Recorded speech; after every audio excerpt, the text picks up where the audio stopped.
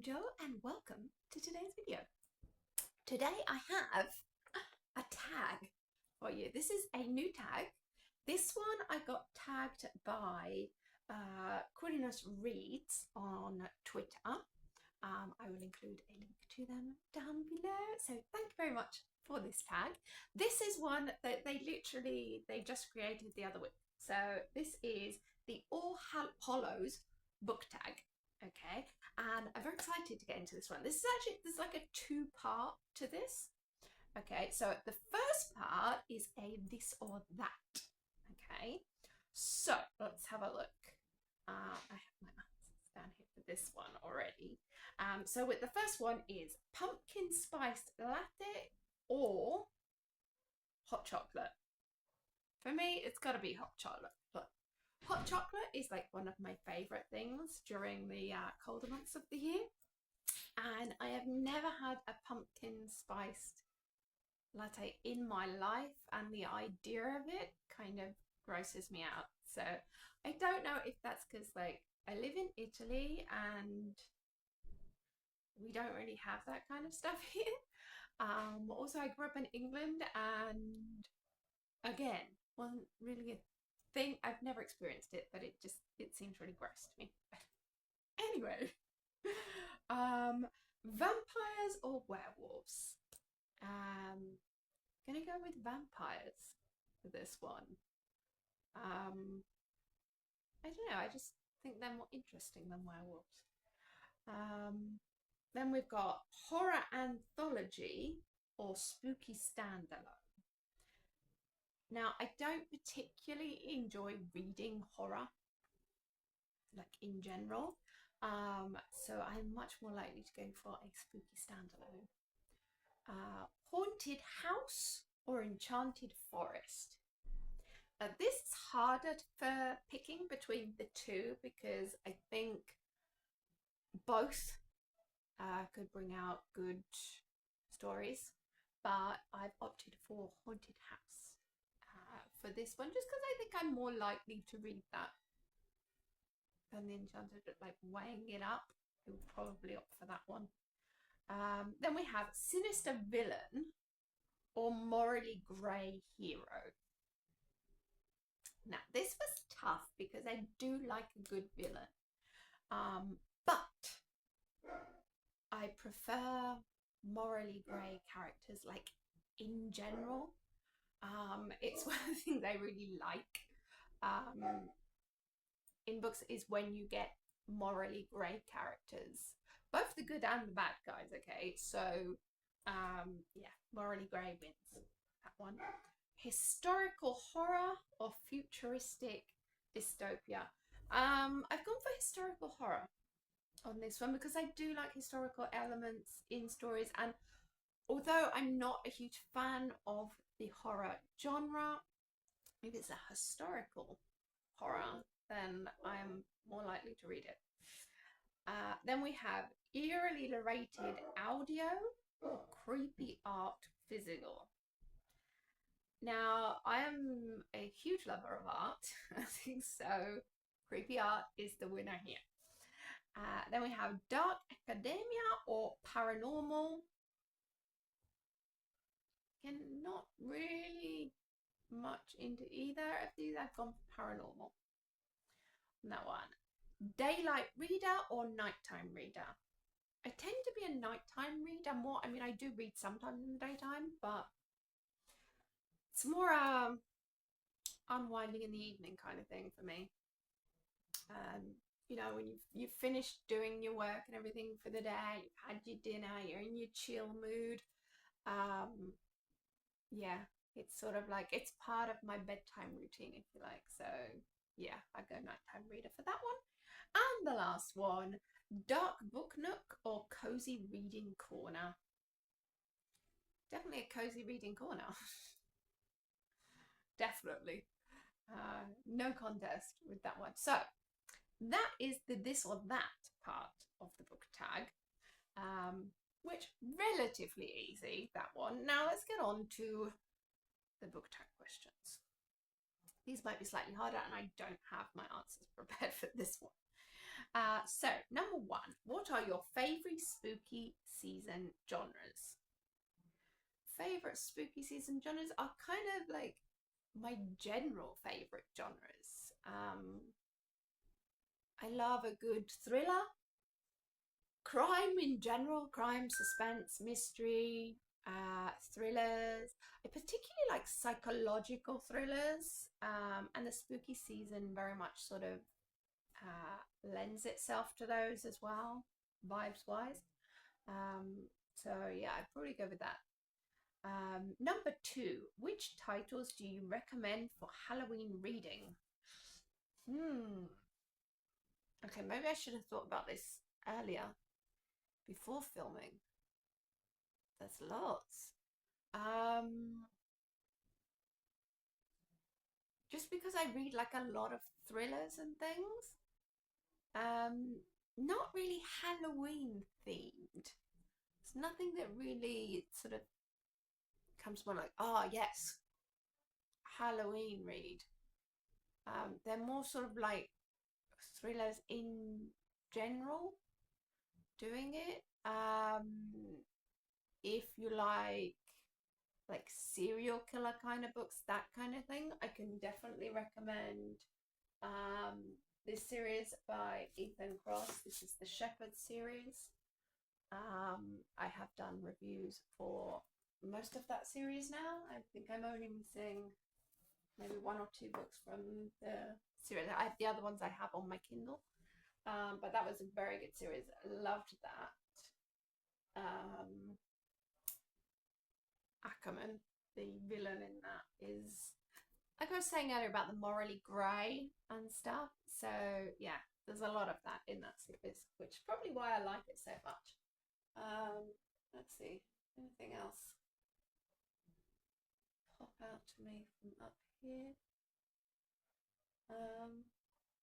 See, I feel like I should say like Stephen King, but I've not read it yet. It's still there waiting for me. Dark Towers is waiting for me there. Oh, you know who is good though that could be recommended Halloween reading is Dean Koontz. Dean Koontz, I've read a lot of his work, more like his older stuff. His newer stuff I've not really got round to yet. But some I've see what some of his early ones I read. Fear Nothing was one of the very first ones that I read by him. That was amazing. TikTok as well, definitely worth checking out.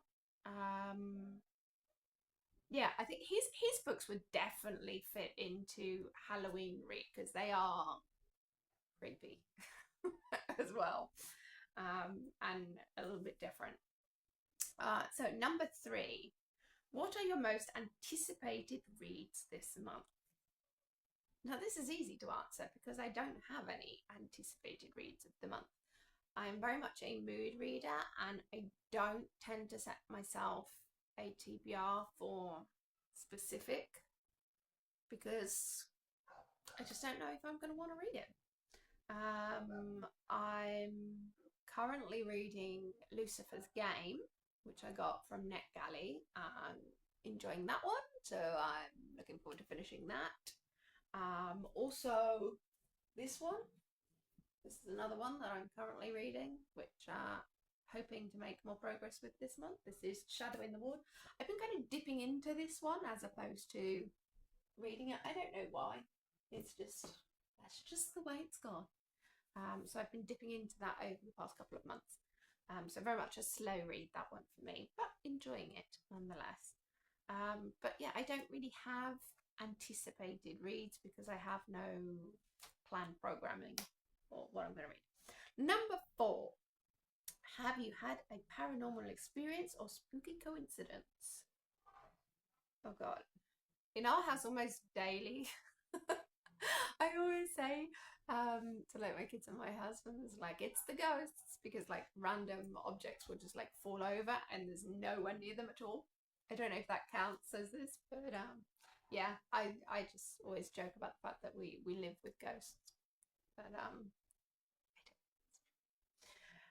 but we do have a lot of random things that just sort of like jump off. Anyway, number five, what are your spooky season film and TV favorites? Ooh, let me think. Now my husband would definitely have a lot of suggestions. He is a big horror fan, so like the opposite of me. I don't like them, but he does.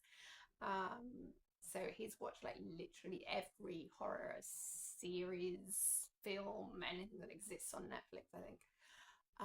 So I've seen some of those.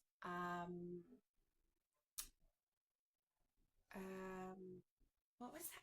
There was a good one that we watched together with The Haunting of something Hill. I can't think of the name of it, but that was really good. I liked that series. So that would definitely be good for spooky season. I don't know really. I mean, like Stranger Things, that would definitely be on the list. That's a favorite for me and my boys watching that. Yeah, we're looking forward to Wednesday coming back as well. I don't know. I'm much more mainstream and I don't really do spooky stuff. So not much good for you there either. Number 6, how do you celebrate Halloween? Now, this is something that has evolved over the years. Back when I first came to Italy, Halloween wasn't a thing here. They didn't get Halloween at all. And then in recent years, it's the whole commercial aspect of it. Oh, sorry. The whole commercial aspect of it has definitely picked up, and so now kids go trick or treating, they get dressed up and things like that. It's still not like huge here, but they do it. My kids, when they were younger, I would take them trick or treating just like near our house. Last year was like the first year they wanted to go and do it, and I wasn't included. I was not invited to go along with them, which was kind of sad because it's kind of like an end of an era kind of thing. But yeah, Halloween, I always make sure I have in a well-stocked bowl of sweets and things to give out to any kids that do come by ours. But yeah, I don't know. I feel I need like a new way to celebrate Halloween now, because the fact that my kids are older and therefore I'm no longer celebrating it with them. Like I'd always do, I don't know, I go to the supermarket and I get like spooky shaped chicken nuggets or spooky shaped pasta or something and do Halloween dinner and stuff, and they're older now. They don't care about that kind of thing, and so it's changing. So I really don't know how I'm going to celebrate it this year. I don't know even know if I am going to celebrate it anymore, other than buying, sweets to give out to anyone who does happen to come by our house trick or treating. I don't know. I really don't know. I would love to have, actually, can I use this as an excuse to get some feedback from you guys, some suggestions on maybe how to do Halloween when the kids are no longer interested in doing it with you and things like that. My husband tends to work on Halloween, so again, kind of means I'm usually on my own. So last year it was just me and my dog. But yeah, so any suggestions about this that could be a new fun tradition for me to start? I might just snuggle in and read a spooky book or something. I think that could be the new tradition. I could just make it my thing to find like a nice Halloweeny themed short read or something that I can read like in the one sitting for the evening. That would kind of be a good tradition, actually. I think I kind of like that. But anyway, yeah, let me know your suggestions down in the comments below. And that is it. That is the tag. I'm gonna have a think about who to tag for this. I already have a couple of people in mind. But yeah, I want to have a think about this because as it's like a new tag as well, So I want to tag people who are going to do it as well. So yeah, I will have a think and I will link up down below. So anyway, I hope you enjoyed this tag. This was a nice one. It's a little bit different. So anyway, that is it for today. Thank you for joining me. If you do want to do this tag and you have not been tagged by anyone, then please consider yourself tagged by me, and let me know when your video comes out. Anyway, that's it. Thank you for watching. See you next time. Bye.